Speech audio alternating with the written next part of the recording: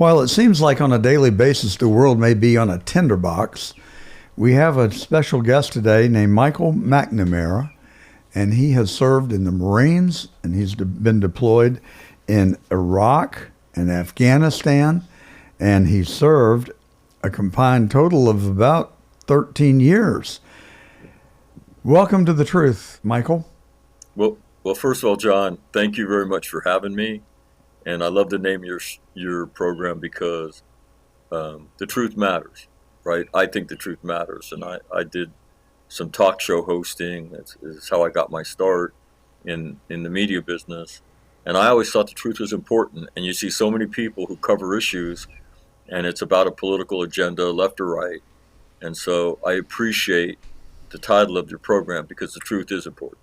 Well, thank you for that recognition, and that truly is what's in our heart and in our mind.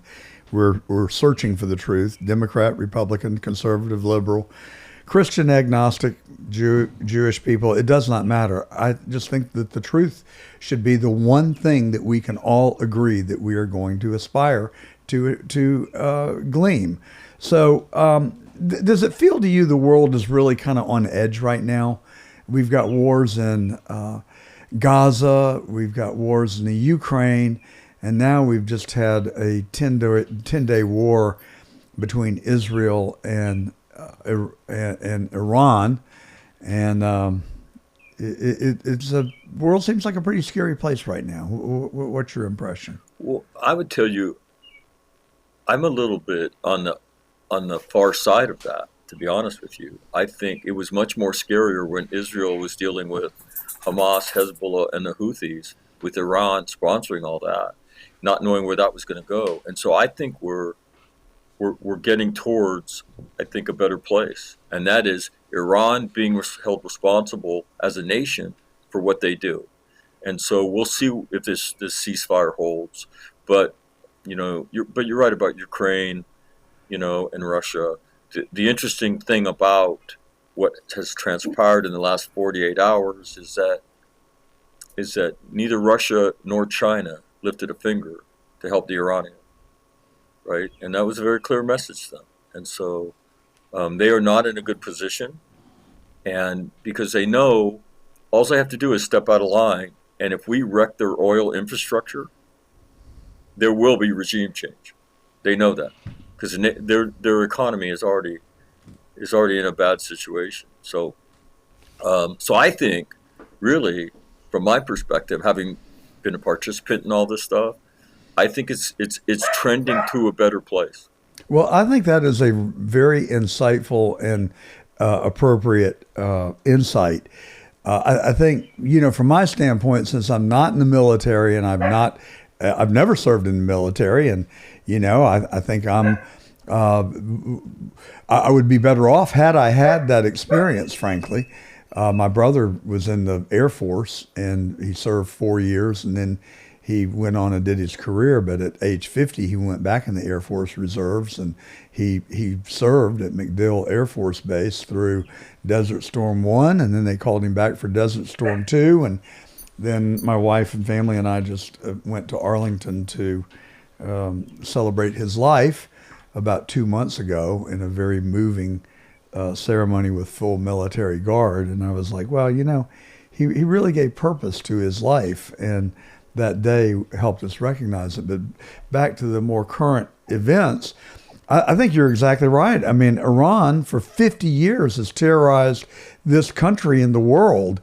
And, people that are younger than you and I don't remember the fact that they seized our embassy in Tehran and held 53 Americans hostage for 2 years and cost Jimmy Carter his presidency. The Iranians released the hostages on January the 20th when Ronald Reagan, or January 22nd perhaps, when Ronald Reagan was inaugurated president at 10 in the morning. They released him at noon. So it was clearly a political attack on Jimmy Carter.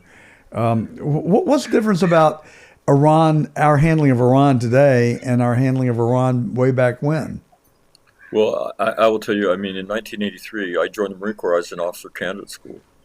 And that's when the attack on our barracks in Beirut happened.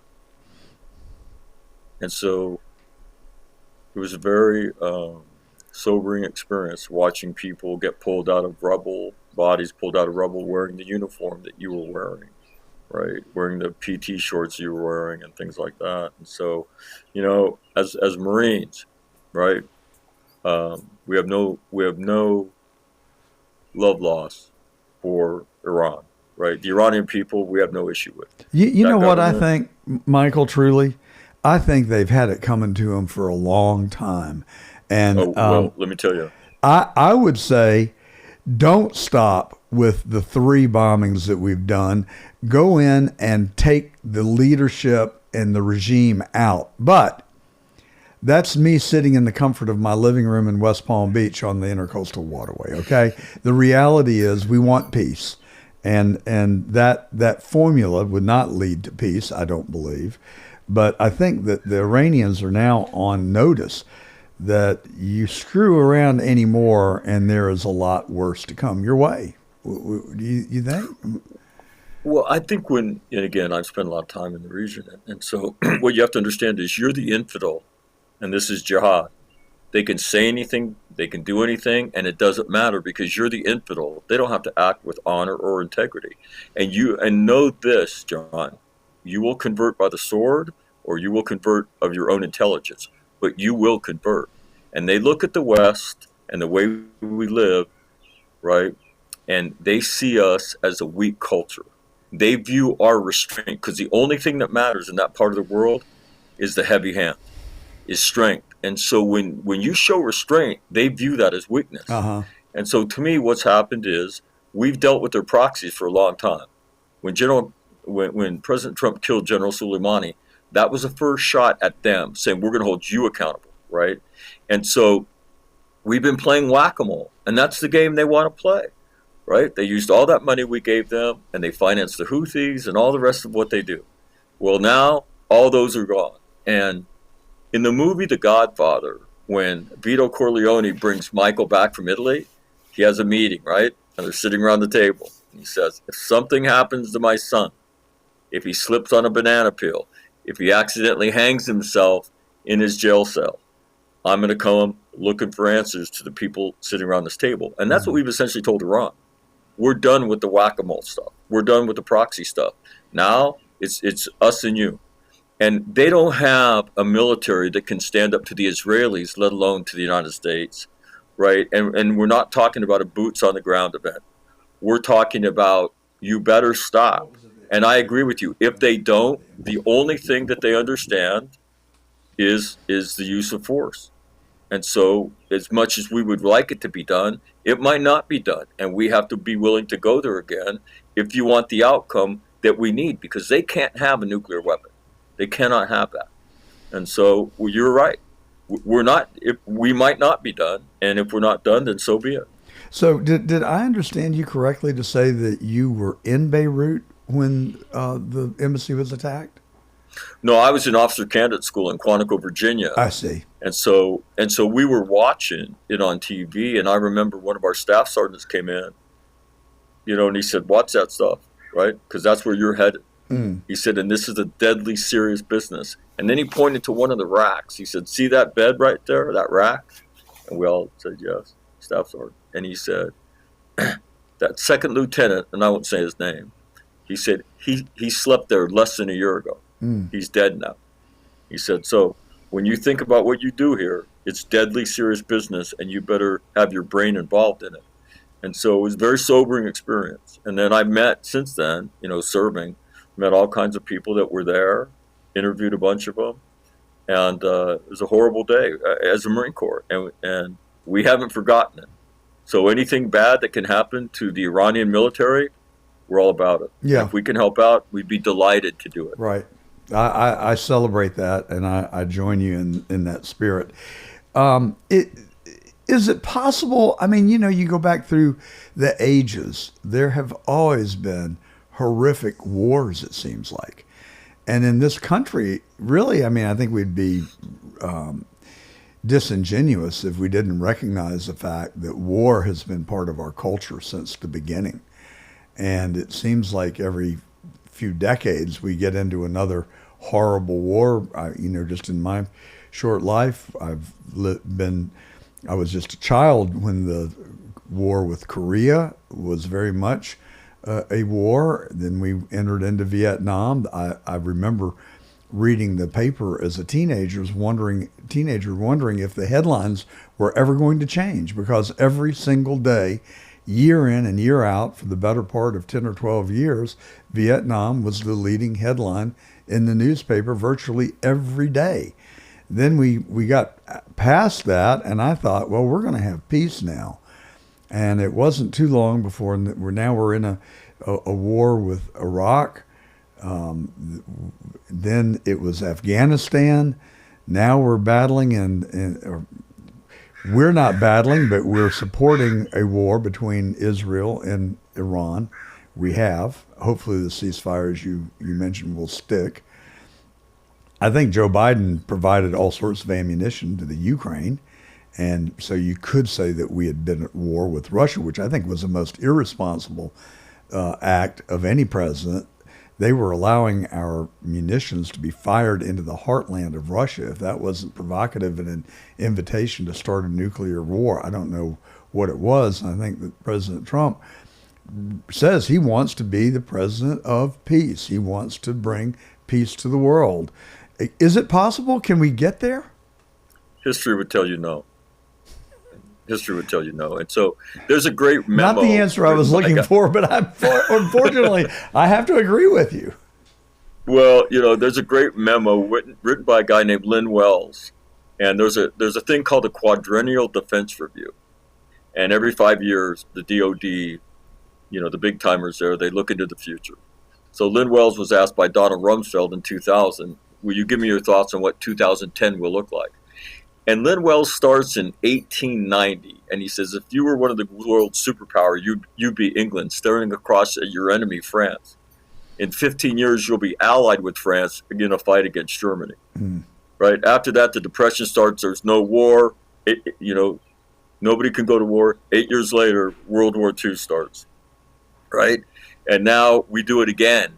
After that, the nuclear age dawns. America becomes the preeminent power in the world. Right? So there will be no small wars. Then we go to Korea. After that, we're racing the Soviets to the moon. Then we go to Vietnam. Yeah, and then so he takes the Cold War in there too. He takes you through this, right? This history, and he says, suffice it to say, and the ending is great. I don't know what 2010 will look like, but it will not look like what we expect it to look like. So, what's I saying? Only the dead have seen the end of war.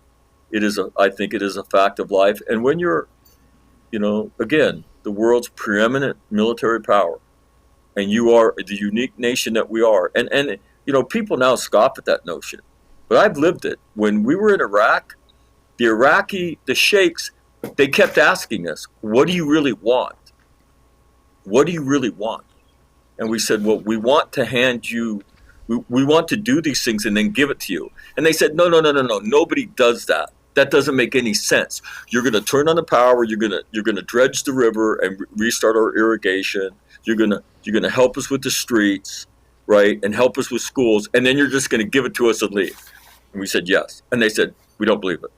And so nobody does what America does. We're a unique country in world history.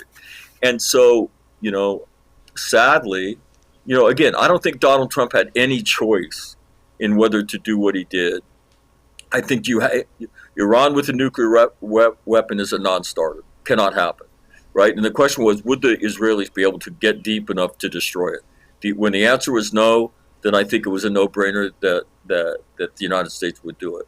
And thank God he did it, honestly. But to answer your question, I would give you that age-old quote: "Only the dead have seen the end of war." And think about it. That's a chilling quote, but it rings. It rings true. Right.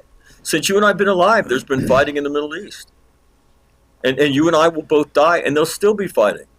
But maybe this might be a great leap forward if you can stop the destabilizing and the violence that Iran causes. Maybe the Saudis will lead an effort, right, to create normalized relationships with Israel, and so the region can prosper economically, and that will go a long way to stopping a lot of the crazy.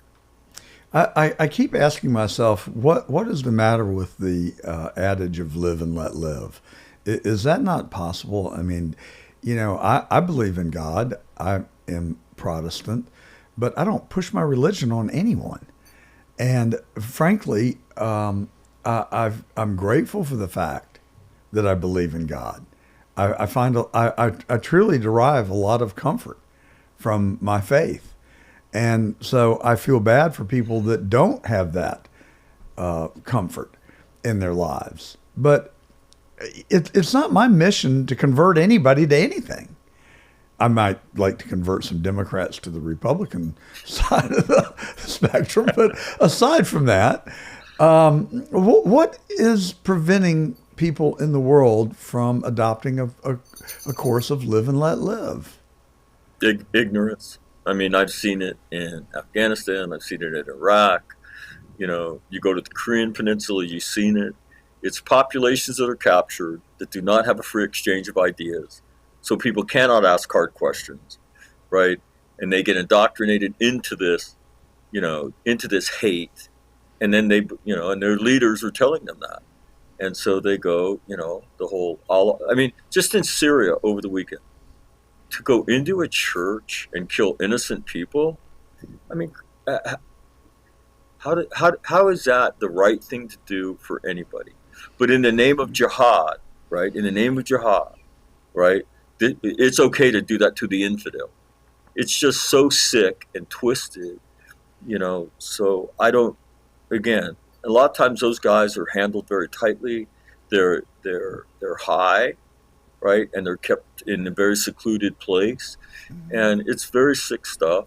But you know what it's all about at the end of the day, John? It's about power. Mm-hmm. It's about Exactly. We're going to get control of this government. And we're going to become wealthy.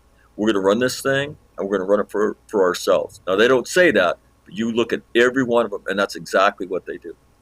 Well, I think that you could apply that observation to a lot of members of the United States Congress right now, which is a big concern of mine, but probably a topic for another day. So where do you see the war with the Ukraine right now? It seems like we had a lot of momentum for a while. Zelensky came to the White House, he got reprimanded and dressed down, and came back a couple of weeks later and said, "Oh, please let's start over. I made a mistake. We got off the rails. Let's get it back on track." And now we thought Zelensky was the problem, and now it appears that Putin is the problem, that he's the one that doesn't want peace. He's playing hardball. It's really curious. It's essentially a stalemate, right? It was not supposed to be that way. Russia, thought to be one of the great military powers, in the world. Well, they've been fought to a stalemate by an upstart and a smaller nation, which is, I'm sure, humiliating for Vladimir Putin. And I agree with you. You thought there was some glimmer of hope about, when President Trump got elected, and then just a dialogue, and then all of a sudden you hear, I think it was Medvedev say, "We're interested in total victory," and you're like, "What? Wait a minute, where is that coming from?" And then Putin echoes that sentiment, and you're like, you don't have the military to get you to total victory, and you keep grinding. And the president very accurately said this stuff. Thousands of young people are dying in that thing, and it should be stopped. But it doesn't seem like Vladimir Putin. So I don't know what happens, has to happen. And then Ukraine pulled off that incredible feat where they sent boxes of shipping things into Russia, and then the box top came off, and drones flew out, and then they destroyed a bunch of strategic bombers that Russia cannot replace. And so you see things like that, and you think, Russia's not winning this thing, but Ukraine can't win it. And so how does it end? And I don't think it does. I think it has to, there's going to be more blood that has to be shed until they get to a point where Putin says, okay. But when he says okay, he says he wants more of Ukraine. And you're like, what? You didn't fight to win it. How do you ask for more in the peace talk? My own sense is it's going to require the people of Russia to push back on the war and convince the leaders that no more is the right answer. And then, it's tough to do, John. Yeah. And the same thing with Iran. When you don't have a Second Amendment, and again, when you look at the American Constitution, the Second Amendment is there for a very specific reason. the tyranny of the government. And Americans would always have the opportunity, right, to violently revolt, which was designed to be a check against totalitarianism. It's really tough when you don't have any of that to go out into the street and know that all they have to do, it takes one machine gun to begin mowing people down. And they'll do it. Like in Iran, life is cheap. In that part of the world, they don't care, right? Allah's will, inshallah, Allah's will, And so it's tough. So how do the people in Russia rise up when you don't have any of that? Hard to do. So where do you see the Israeli conflict with Palestine right now and the war that has been raging, that they've waged for months after month now in Gaza? Do you have any particular notion about that one? Well, I'll give you an economic observation. When the money gets cut off, right? When the Iranian money gets cut off, right? What do? Right? Who's funding this thing now? Because those guys, they've become fabulously wealthy prosecuting all of this. They have houses in Doha and some in Qatar. I mean, and they're billionaires. That's where that aid goes. They take, and again, the war in Afghanistan, if you want to understand it, look at the war in Afghanistan as a business opportunity for the tribal leaders in Afghanistan. America comes with big money. Let's do business. The war, it's all good, right? And so when you look at it as an economic proposition, when the money begins to dry up, right, the support begins to go away. We can't pay off people. They don't support us anymore. Now there's infighting. So I think Hamas is in its death throes because economically it's not there anymore. And so they've been wrecked militarily, right? And I think what you'll see and what I hope you see is after the Iranian thing, is dealt with, you're going to see the Arab world attempt to normalize relations with Israel, and then you're going to see some form of, whether it's multinational or something, that goes into the Gaza area, right? But Hamas is not a part of that. And I think that would be good for Gaza. It would be safe for Israel, and it would be a step in the right direction. And the Arab leaders of the world could lead that, and that would be a good thing. But that's how I see the kind of the combination of how that thing gets worked out. And finally, where is Rocket Man? We haven't heard a peep out of him. Trump pretty much shut him down in the first Trump administration. But is Korea still working on a nuclear weapon? And do you have any particular insight into where they are? Well, the last we heard, President Kim was he was at that event where the ship fell off its rails and didn't get launched properly, which had to be a very embarrassing. It's almost comical. It was like, could you imagine being a North Korean admiral sitting there, the band's playing, they break the champagne, the ship begins to slide, and then it tips over on the pier. Could you imagine what that even sounded like, right? I'm thinking that and then you're Korean there admiral going, is no longer. Oh my God. And then your wife looks at you and you look at her and say, tell the kids I love them. Because I'm not coming home tonight. Exactly. And so you haven't seen much. But again, what those people understand is strength.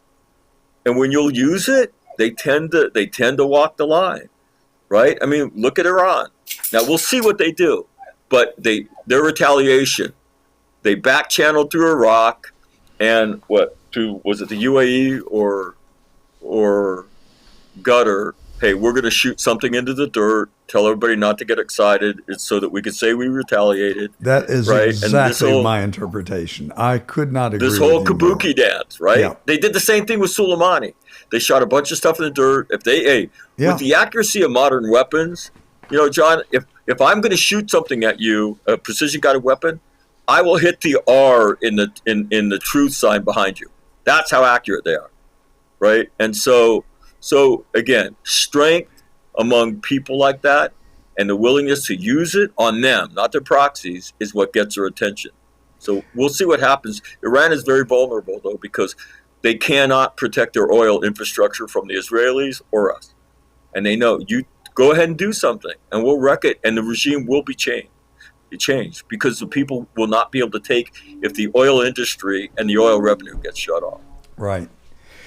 Well, war is hell, and you've had some pretty rough experiences through your 13 years of service. You've seen a lot, and I know from that you've written a book, and it's called "From Trauma to Joy: Life-Changing Lessons That Fellow U.S. Marines Taught Me." Tell us about the book, and where are you now? Are you in a good place, Michael? You sound like you're very level-headed and um, extremely insightful. So I commend you for that. But I hope you're doing well. My mother would appreciate you saying that. The Well, but send her the clip. that would be a long distance delivery. She's Oh, passed away, I'm so I wish sorry. you. Hopefully she's No, no, I no. had a, I had a Hopefully feeling she's I may be watching. But walking into that. I yeah, apologize. but I will just tell you that I've spent 3 years. I served for 20 years. When I came back on, I stayed on active duty till I retired. But the worst thing I've ever seen, John, didn't happen to me in Iraq or Afghanistan, or even in a training incident where I saw, a young Marine be decapitated, and we tried to save the three other Marines, and we couldn't do it. Hmm. My sister's kids were murdered by her husband, right? My 4 years God. old and 6 years old, Oh my right? God. After she said she was leaving and wanted a divorce. He beat her, and then he put the gun in his mouth. Oh my So God. on my worst days in Iraq and Afghanistan, and we had them, I would have a little voice in my head that says, you know what, this has been an awful day. I'm so But sorry for your I'm no, troubles. right, I'm nowhere near the zip code, right, my sister is in the valley of the shadow of death. Hmm. And so I've always had that this is terrible, but there's worse things, right? There's worse things out there. And I would also lump into that child sexual abuse, right? I've seen ugly things, but to be held down and raped as a child, I'm not in that zip code. And so that was kind of the way I went into all of this. And then, my parents separated, divorced, and they never spoke again. And that really started this. Then the helicopter incident happened. My sister's kids were murdered. And then I go to Iraq and Afghanistan 3 times. I came home. I got divorced, something I never thought would happen to me. And then one of my two younger sisters freezes to death as a result of alcohol poisoning and cold weather. I couldn't get away from this stuff, and I was struggling. And so the solution of the nation right, is to medicate you and send you to therapy. And it doesn't work. And I was no different. And I was watching this as our suicide rate in the Marine Corps went up. I start a podcast and I want to talk about our suicide. But I know Marines won't listen to mental health radio. They hate that stuff, right? Hmm. But because you're Marines, you could trick them, right? So that's what I would do. I'd say, we're going to talk to Sergeant Major Gordon today. He was a squad leader in the Battle of Fallujah. And, he's a sergeant major now. And so you'd come on and we'd talk. And 2/3 of the way through every interview, I'd ask the same question. So, Sergeant Major, what happened when you came home? And John, I got a variation of the same answer over and over and over. Mac, this started when I was a kid. My dad was a coke dealer. He used to beat me all the time, right? And so I grew up like that. I joined the Marine Corps to get to a better life and get away, right? So I had this thing coming through the door. I got married. My wife left me. I started drinking. I never talked about this stuff. 3 times I had a gun in front of me. Once it was in my mouth. And so what I did after 2 years of listening to this, it helped me so much because I kept hearing the same things. We fake like we're okay. We numb ourselves, most of the time with alcohol, but it could be with work. It could be with parenting. It could be with fitness. Young people, it's gaming, right? And then we isolate ourselves. So that's how we do it. And that's why our suicide numbers keep going up. And so I said, I'm going to take this stuff because I've always been a leader since I'm a little kid, and I'm going to share it with people. I know it will help them. I know it will help them. But let me tell you this, John. What I wasn't prepared for was the effect it had on me when a mother called me and sent me an email her name's Libby Wilkie. She lives in Libby Weichel. She lives in Huntsville, Alabama. She said, the email said, from a grateful mom. She said, I used to lay in this bed and pray to God my son was not going to kill himself. And you've changed his life. Wow. And I said, Libby, you don't have to thank me. I'd do anything for your kid. I've seen him fight. They're the bravest, most selfless things I've ever seen. Hmm. And then she emailed me back, Johnny, and she said, yeah, you don't get it. You don't get what you've done. I know you don't. And I was like, what? She said, You changed my life, not my son's life. You changed just my son's life. You changed my husband's life. My husband couldn't get to our son. His little brother knew his older brother was going to die because he'd be over there when they'd be drinking and the guns would come out. His fiance's family's watching this. My family's watching this. His struggle in the valley of the shadow of death. You touched all of our lives, and I know you don't know what you did. And that night, I call that like the Grinch moment. You know when the Grinch hears the Who people singing and his heart grows? That's the feeling. And so my book is a blueprint for anybody who's been through anything. And most people have. I have a saying, nobody gets to the car wash without getting wet. And that's true. You know, most of us have been through it, and we struggle very silently. So the book is a blueprint. It's not some philosophical discussion about the ideas of resilience or trauma. It is, if this happens to you, you're not going to get over it. Struggling is normal, but these are the things you have to do. You have to change your behavior. And then if you'll do that every day, so if you'll live with some self-discipline, right, that's the key. And then the most important in the transformational event is when you help somebody else. Right. And you'll want to, because your life is going to change a lot. And then they're going to look at you and say, remember that night we were talking 2 months ago? Yeah. The long conversation. Yeah. You don't know this, but I was getting ready to kill myself that night. And I'm alive because of you. And I'm not hypothesizing when I say that. I'm saying that because I've seen so many people go down this path. And in the book, there's 24 different stories of individuals. And they come from all spectrum of life. And so my message to everybody, before you take the meds, before you go to forever therapy, read my book, right? Put that blueprint to use and transform your life. Because if you don't have a serious mental illness, if you're not bipolar, schizophrenic, or all that, most of us, right, have just had our asses kicked by life. There's a path out of the valley of the shadow of death for you. And I guarantee you that. And that's what the book's about. That is a very compelling story. And I had no idea what we were in for. I thought we were just going to talk about some trivial things like war in the Middle East. But by gosh, you really got our attention. And I just have to say, I'm so proud of the way that you have handled your life and that you have taken and found strength through adversity. And now you've really unlocked the formula, which is to help other people, which in turn makes you feel good about where you are. And I think that's such a healthy response. Well, to me, it was the only response. You know, the Marine inside of me, the way, like I said, medication and therapy, I call that fighting down the long axis of the valley of the shadow of death. You stay in the valley and you're bearing your burden. And the punk Marine inside of me says, why the hell would I do that? Why don't I just turn left or right and get out of this thing? But somebody's got to teach you that. Somebody's got to teach you how to get out. And there's nothing mystical about this. Like, you didn't know anything about being a podcast host. You are one now, right? And all the other, you didn't know how to drive a car. You didn't know how to swim, but we learned those skills. So why is dealing with trauma after it happens, why is this thing that we can't do? PTSD, this kind of dark death sentence. It's not. And it's for everybody. You can learn how to do this. You can actually do that. And then you can help somebody else. And I jokingly kind of tell people I'm the coolest person I know. Not because I'm inherently cool, which I kind of am, but that's not why. The things that happen to me, John, on a daily basis would blow people's minds. The people that reach out to me and say, you don't know what you've done for me. A woman who was sexually abused at the age of 5 until she was 13. You took my life and took it from black and white and turned it into Technicolor. And I'd been in therapy for over 20 years. And you changed my life. I mean, good luck going to sleep that night, because it's the most beautiful feeling. And so it takes becoming strong in the valley of the shadow of death. And that's what wisdom does for you. And then it takes giving and then transforming your trauma into joy. And that's the drug you need to get on. And every one of us can do that. Every one of us can do that.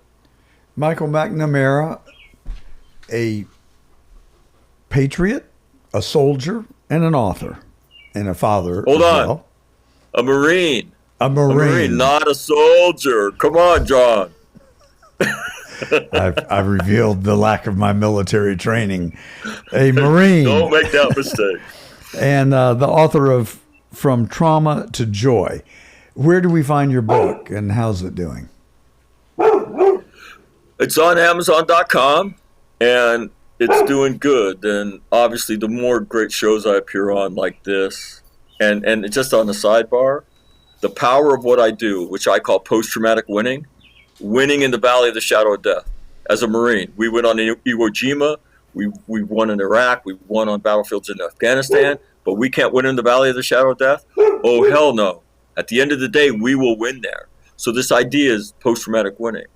And so the book is, the more obviously shows like yours that I appear on, it keeps doing better and better. But I think this should be a class in high school. Every kid, this is basic life skill. And so I think at some point, as people are going to see, like, holy smokes, this guy's got a great idea. Why don't we teach that? And that we all have a responsibility to each other. I had a therapist, a psychiatrist show up, and he said, you need each other more than you need me. And everybody was like, whoa. You need to talk to somebody. It doesn't need to be a therapist. And so it's this wisdom that is in the book. And again, it's on Amazon. You can do a search on From Trauma to Joy, and you will find me. And if I can help anybody out there, shoot me an email. I would be happy to help you or somebody you know that's struggling. How can they reach you? All my contact information, just fromtraumatojoy.com. Very well. Thank you, Michael. And God bless you. Thank you. And we wish you well. Thank you very much, John. It's a privilege to be on The Truth. And again, I say the power of what I do is the power of the truth. And so God bless you for doing what you do. And God bless you for being devoted to the truth, because I've seen a lot of people die for that. And it's important that we have people like you that aren't afraid, whether it comes from the left or right, they tell the truth. So thank you very much for what you do. Well, I appreciate your kind comments. And we come to you every week on the John Fredericks Radio Network, 7 cities, 22 AM and FM radio stations. You can also join our live stream on Getter, X, Facebook, Rumble, and what I leave out, Anthony? He's got a cheat sheet for me. And you can also listen to us on Spotify, iHeart Podcast, Apple Podcast. And this is The Truth. I'm John Gordon.